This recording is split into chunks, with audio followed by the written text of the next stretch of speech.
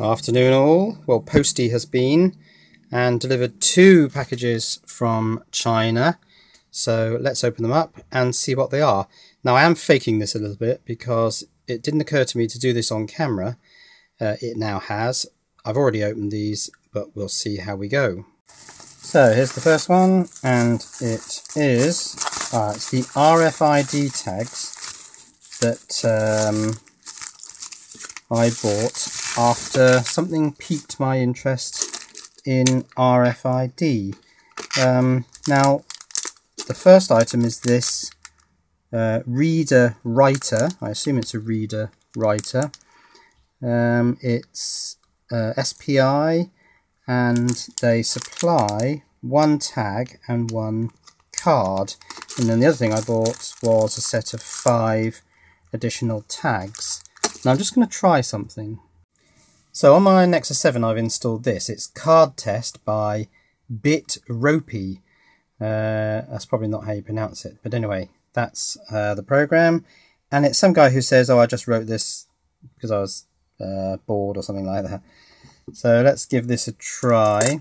So it says waiting for NFC, and that's read the tag of the card 7E6F3D65, but says can't create tag COM, whatever that means. Let's try one of these disc ones like that.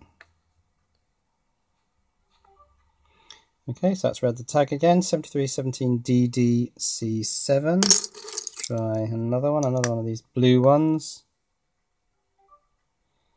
2371C4A9. So it seems to be reading tags, but I don't know what it means by can't create tag COM, but that's a start, I suppose. Of course, this reader writer, I should be able to write to the tags. Now, I can't remember how much data the tags have on them, but it'd be quite interesting to see whether I can store, well, I don't know what I can store on them with this reader writer card. Look forward to playing with that. And the next thing in today's post bag is, I recognise that logo.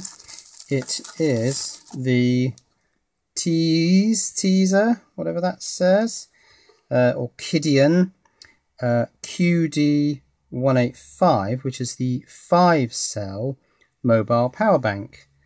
It's quite small, it's very light. Now, as I said, I'm faking this a bit, and I haven't fully closed the cover, because if you do fully close the cover, it's a pig to get off. But anyway, there are the 5 negative springs. There are the 5 positive terminals. I'm going to put that on now. Believe me, that doesn't come off easily. So let's have a look at the sockets on this. Now these are nice because these are marked USB 1 amp, USB 2 amps. The LED is massive, absolutely massive. So I'm assuming that's going to be quite bright. There's the micro USB in, but interestingly, here there's another in. There's also an activate button, and I assume that's the one which will activate the chip, the battery protection IC, when you first put batteries in. But that in there is very interesting, and I'm hoping